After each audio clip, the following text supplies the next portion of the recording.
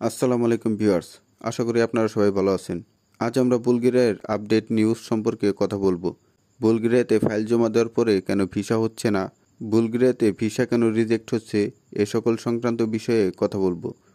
তো চলুন দেরি না করে ভিডিও শুরু করা যাক। বর্তমান সময়ে বুলগেরিয়াতে প্রচুর পরিমাণে ভিসা রিজেক্ট হচ্ছে। এ সকল ভিসা রিজেক্ট হওয়ার কারণ সম্পর্কে আজ আমরা বিস্তারিত আলোচনা করব।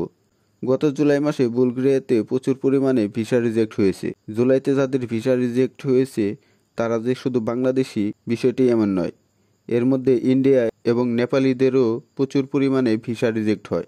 সেই সাথে আরও কিছু অন্যান্য দেশেরও ভিসা রিজেক্ট হয়ে যায়। এখন আপনার মনে প্রশ্ন আসতে পারে যে ভাই, এই ভিসাগুলো কেন রিজেক্ট করা হলো? তো ভাই দেখুন, বুলগেরিয়ার এম্বাসির নতুন কনসিলর আসছে। সে স্পষ্টভাবে কাগজে লিখে দিচ্ছে যে তুমি বুলগেরিয়া গিয়ে তোমার বুলগেরিয়ার ভিসার মেয়াদ শেষ হওয়ার আগে তুমি সেনজেনের অন্য দেশে চলে যাবা, এই দেশে তুমি থাকবা না। এভাবে সুস্পষ্টভাবে তারা বিষয়টি উল্লেখ করে দিয়েছে। এবার আপনার মনে প্রশ্ন আসতে পারে যে তাহলে তারা কি বুলগেরিয়াতে যেতে পারবে না, বা তাদের ভবিষ্যৎ কি? তো এক্ষেত্রে তারা যেটি করেছে সেটি হলো, আপনি চাইলে এর বিরুদ্ধে অ্যাপিল করতে পারবেন। এর জন্য তারা 14 দিন সময় বেঁধে দিয়েছে, এর মধ্যে তুমি অ্যাপিল করতে পারবা। তো এখন প্রশ্ন আসতে পারে যে অ্যাপিল প্রক্রিয়াটি কীরকম হতে পারে।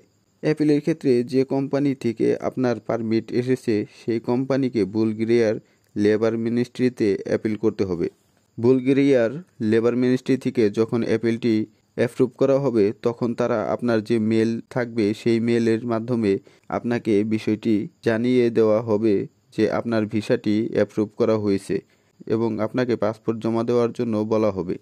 বুলগেরিয়ার ভিসা রিজেক্ট হওয়ার পরে আপনি এই প্রক্রিয়ার মাধ্যমে অ্যাপিল করতে পারবেন এবং এটি অবশ্যই আপনাকে 14 দিনের ভিতরে করতে হবে। বুলগেরিয়ার ক্ষেত্রে আগে কখনো এরকম দেখা যায়নি। এই নতুন কনসিলর আসার পর থেকেই এই সমস্যাগুলোর সম্মুখীন হতে হচ্ছে। শুধু যে ভিসা রিজেক্ট হচ্ছে বিষয়টি এমন নয়, যাদের অ্যাটাস্টেশনের ডেট ছিল সেগুলো সে ক্যান্সেল করে দিয়েছে। যাদের ফাইল জমা করা, ভিসা আবেদন করার ডেট ছিল সেগুলো সে ক্যান্সেল করে দিয়েছে। এখন আপনার মনে প্রশ্ন আসতে পারে যে ভাই, অ্যাপিল করার পরে কি ভিসা হবে? জি ভাই, অ্যাপিল করার পর আপনার ভিসা হওয়ার সম্ভাবনা খুব বেশি। অনেক ক্ষেত্রে ভিসা হয়ে যায়, আবার কিছু কিছু ক্ষেত্রে ভিসা ক্যান্সেলও হয়ে যেতে পারে। এটা নির্ভর করে আপনার কোম্পানির উপর। আপনার কোম্পানি যদি তাদের আস্থা জোগাতে পারে তাহলে অবশ্যই আপনার ভিসা হয়ে যাবে। আর তারা যদি দেখে যে আপনার কোম্পানি তাদের আস্থা জোগাতে পারছে না, তাহলে তারা আপনার ভিসাটি ক্যান্সেল করে দিবে। এখন কথা হলো, আপনার মনে প্রশ্ন আসতে পারে যে এই সমস্যাগুলোর বা এই ক্যান্সেল করার কারণটা কি? এর কারণ একটি, আমরা যারা বুলগেরিয়াতে যাই তারা যাওয়ার সাথে সাথেই সেখান থেকে সেনজেনের অন্যান্য দেশে চলে যাই। এই চলে যাওয়ার প্রবণতার কারণে আমাদের ভিসাগুলো রিজেক্ট করা হচ্ছে। পূর্বে যারা বুলগেরিয়াতে গিয়েছে তারা যাওয়ার সাথে সাথেই 1 মাস বা কেউ কেউ 1 মাসও থাকেনি, এর মধ্যেই তারা বুলগেরিয়া থেকে সেনজেনের অন্যান্য দেশে চলে গিয়েছে। যে কারণে এখন যারা আবেদন করছে তাদের ভিসা রিজেক্ট হয়ে যাচ্ছে। তো আমি আপনাদের বারবার একটি কথা বলি, আপনারা যারা ইউরোপের এই নন সেনজেন কান্ট্রিগুলোতে যাচ্ছেন তারা অন্তত সেখানে বৈধভাবে 1 বছর স্টে করুন এবং তারপর সেনজেনের অন্যান্য দেশে যান। তাহলে আর এই সমস্যাগুলোর সম্মুখীন হতে হতো না।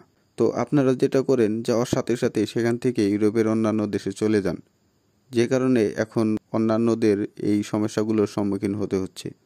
আর এই বিষয়টি কনসিলর সাহেব খুব সুন্দরভাবেই তা উল্লেখ করে দিয়েছেন যে কী কারণে আপনার ভিসা ক্যান্সেল করা হচ্ছে।